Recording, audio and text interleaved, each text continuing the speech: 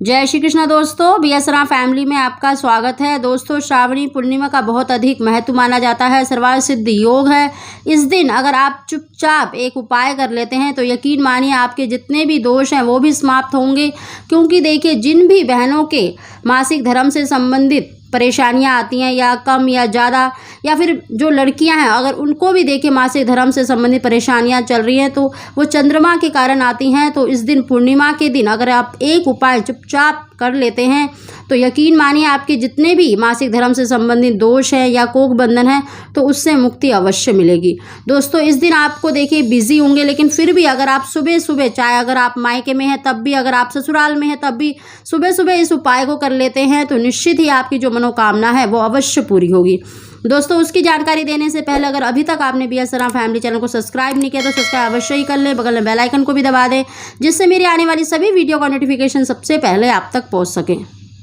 दोस्तों, श्रावण पूर्णिमा देखिए सावन का अंतिम दिन है तो इस दिन भगवान शंकर का, माता गौरी का पूजन अवश्य करें। सुबह स्नान करने के बाद शिव मंदिर अवश्य जाएं।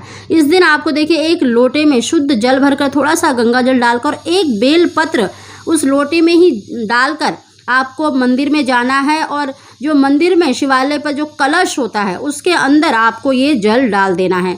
दोस्तों, इस तरह से आपको ये उपाय करना है और इस दिन माता गौरी का पूजन अवश्य करना है। उनको एक मीठे पान का भोग अवश्य लगाएं।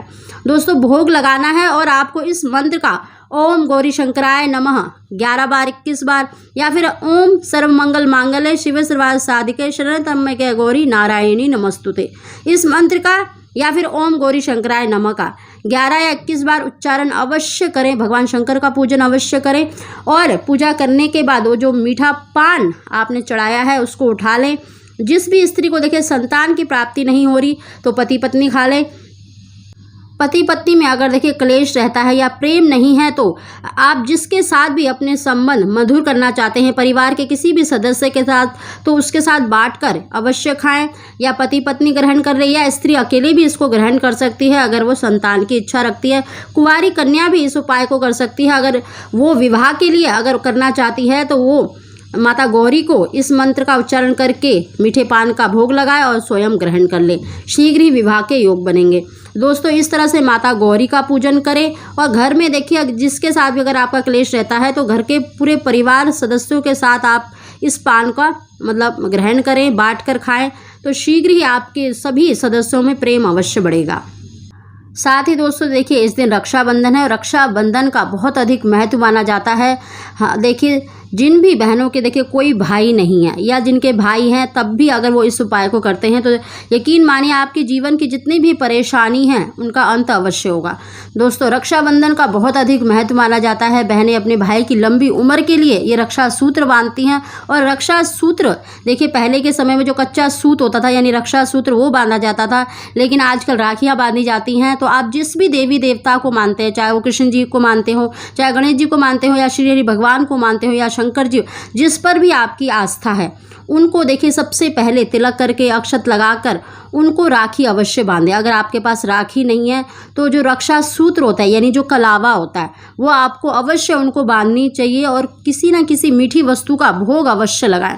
दोस्तों, इस तरह से आप जिस भी देवी देवता को मानते हैं उसको रक्षा सूत्र बांधते हैं यानी राखी बांधते हैं तो यकीन मानिए आपके जीवन के जितने भी कष्ट हैं तो वो अवश्य समाप्त हो जाएंगे। चाहे आप किसी को भी मानते हो, चाहे गणेश जी को मानते हो या फिर कृष्ण जी को मानते हो, लट्टू गोपाल जी को, अपने घर में भी इस उपाय को कर सकते हैं।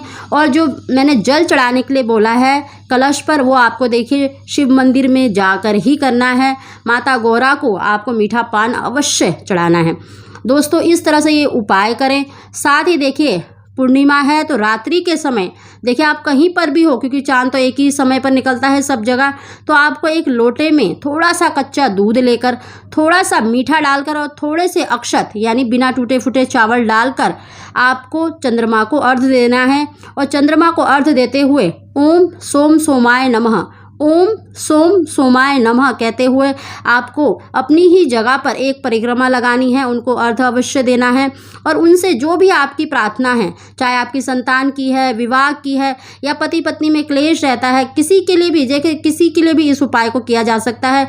जिनके भी देखिए मासिक धर्म से संबंधित परेशानियां चल रही हैं, कोख बंधन है, तो वो अवश्य चंद्रमा को अर्घ दे, क्योंकि चंद्रमा के कारण ही, मतलब चंद्रमा दोष के कारण ही ये हमें परेशानियों का सामना करना पड़ता है। तो इस दिन श्रावणी पूर्णिमा है, तो इस दिन अवश्य इस उपाय को करें, तो शीघ्र ही आपको अपनी परेशानियों से छुटकारा मिलेगा, पति पत्नी में प्रेम बढ़ेगा और शीघ्र ही आपको संतान सुख की प्राप्ति होगी।